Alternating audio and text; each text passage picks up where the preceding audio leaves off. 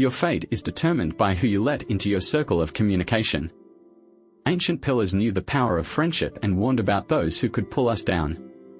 Our environment is our expanded self. It affects us more than it seems. The great historical philosopher Epictetus once said, "Communicate with those who exalt you, with those whose presence attracts your best qualities." You have probably heard the saying that you are the average arithmetic 5 people with whom you spend the most time. Today we will consider this idea through the prism of Stoicism. We will discuss 7 types of people that can interfere with your progress in Stoic philosophy and why it is extremely important to reconsider your friendly relations with them.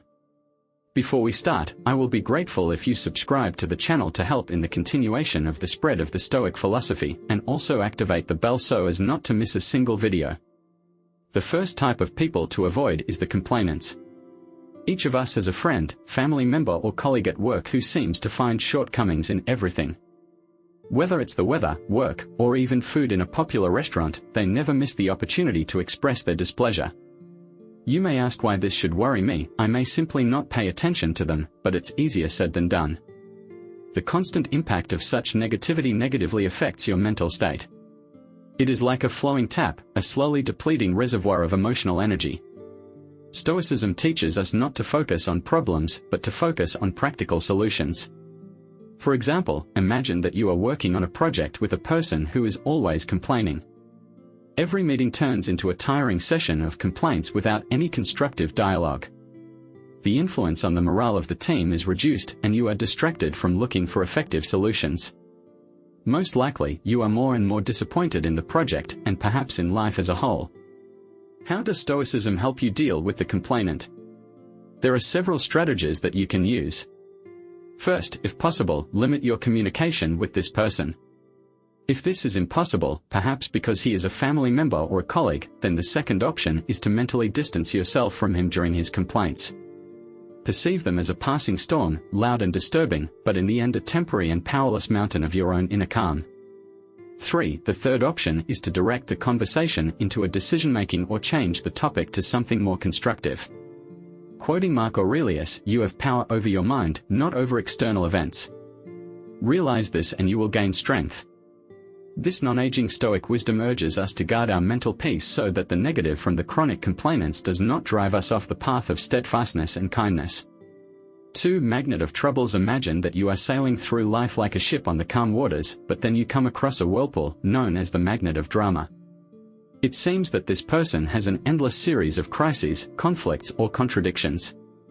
And like a whirlpool, he has the alarming ability to suck you into his funnel of chaos. At first, you may find that the energy of the magnet of drama attracts you, taking it for passion or excitement. However, soon you will understand that being in their sphere, just like controlling a ship in a storm, is tiring and dangerous. What makes communication with the magnet of discomfort so difficult is that their crises can often seem to you to be your own. Their chaos is contagious, and you may even be drawn into a conflict that you initially had nothing to do with. You have a friend who often quarrels with other people from your circle of communication. Today she does not talk to one friend, tomorrow with the second. Your friend turns to you for advice, but you notice that this cycle never ends, and suddenly you discover that you are also at odds with these 2 friends because you tried to interfere. In this case, you can apply a strategy called reflective listening. Instead of giving advice or taking someone's side, you should reflect their words. For example, if they say, "I can't believe she said that about me," you can answer, "So you feel like you are being given her words." This technique will allow you to provide emotional support without getting into drama. Another approach that may seem counterintuitive is the choice of unavailability. Stoicism reminds us that we need to value our time highly, and sometimes this means that we need to be unavailable to other people's crises, especially if they occur without permission.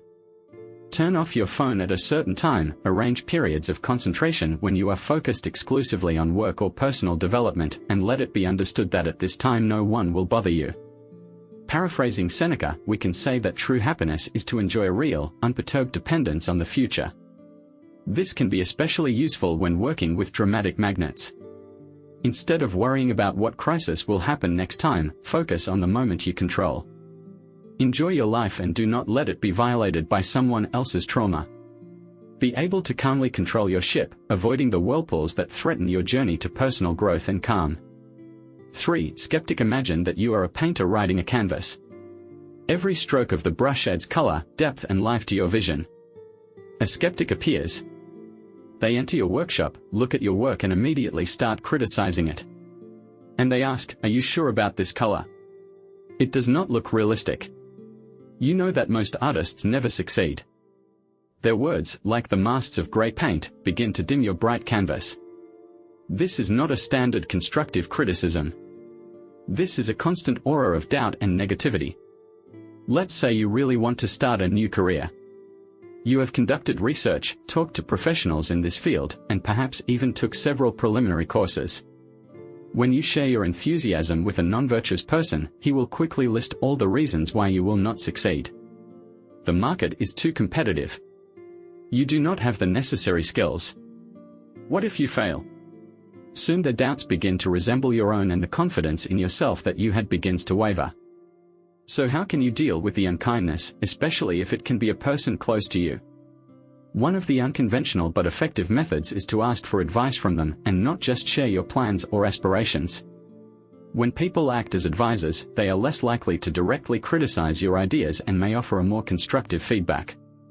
Another method is to turn the scenario upside down using a technique called positive confrontation. Instead of absorbing their negativity, offer them to think about solutions. If they say that at this stage you will never be able to change your profession, can change their profession. Answer them with an interesting perspective.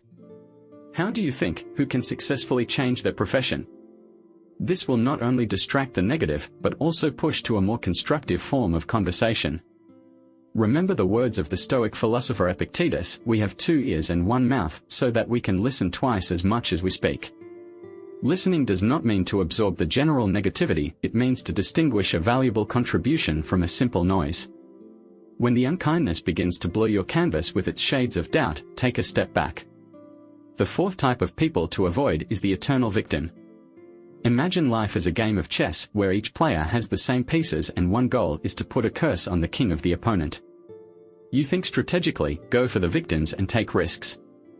But the victim accuses the board, the figure or even the opponent in every failure of their own. In their eyes, they are always in a state of curse and chess not because of their choice, but because of some external forces working against them. Their narrative is an endless story of grief, in which they themselves act as a helpless protagonist. Although it is important to admit that some people really face difficulties and systemic problems, the victims we are talking about use their difficulties as a constant excuse, refusing to take responsibility for their actions or their absence. Listen to them, but refrain from becoming an eternal solver of problems. Remember the words of the Stoic philosopher Epictetus, "The best revenge is to be unlike one who has committed injustice." If you find that you have become involved in the history of the victim, do not give in to the desire to become her yourself. Take control of your game board, make your moves, and remember that in chess, eternal life is a choice, not a fate. Move your pieces forward if necessary, make strategic sacrifices, and play not for revenge or pity, but for growth and wisdom. The 5th type of people to avoid is a toxic positivist. Do you know this person who always emits sunlight, rainbows and endless streams of emotions? It is they that tell you to simply be happy when you are going through a difficult period, waving off your feelings and worries with a light-hearted wave of brilliant optimism. Imagine that your life is a garden. There are flowers here, but there are also weeds and pests. However, a toxic positivist insists on ignoring everything that is not a flowering rose. There is a stain on your leaves. Focus on the flowers. Do not let the negative into your garden, they say. Although it sounds cheerful, such an approach can make you feel incomplete and detached from reality. Suppose you are experiencing a difficult breakup. You are upset, confused and looking for emotional balance. Toxic positivists advise, there is a lot of fish in the sea, just smile and be happy. Such excessive positivity ignores the complexity of human emotions and the reality of life problems. How to make your garden without allowing toxic positivists to trample it with their disorderly spilling of good vibrations. There is only one strategy: to involve them in a discussion that covers both light and shadow. If they say, look at it from the other side, at least you have health, you can answer, yes, I am grateful for my health, but it is also normal that I am upset because of this particular problem. Both options can coexist. You can also use what psychologists call emotional granularity, the ability to feel and distinguish a wide range of emotions, both positive and negative. When a toxic positivist pushes you to just be happy, take the time to recognize and mark their nuances. Seneca, referring to the Stoic thought, once said, "True happiness is in understanding one's duties to God and to people, in enjoying the present without worrying about the future." Pay attention to the balance, understanding of duties that are not always pleasant, and enjoying the present. Stoic approach is not a concentration exclusively on positive or negative moments. It is about accepting the difficulties of life with cold blood. Therefore, the next time toxic positivists sprinkle sparkles in your carefully painted garden, take a step back. Remember that the garden needs both the sun and the rain to flourish and cover your entire emotional spectrum. Keep taking care of your garden with the wealth and complexity it deserves. The sixth type of people is manipulators. Imagine your life as a movie script. You are the main character, and you have an idea of how your story should develop, where there will be twists, who are your allies and mentors, and what your ending will look like. A manipulator appears, a shadow producer, who unnoticeably rewrites the script for you until one day you discover that your storyline has deviated from the course. The manipulator has the art of emotional or psychological maneuvering. He can use flattery, guilt, or even deception to direct you in the right direction. You may have a friend who always manages to persuade you to pay for dinner, saying something like, "You know, I had a hard month, and you are so successful. For you it means little, but my day will be better because of it." Over time you will discover that your great souls have used you, but it is not convenient for them to talk about it, and the people who were in the process of it. But it is not convenient for them to talk about it, because they have set it up as a service to a friend in need.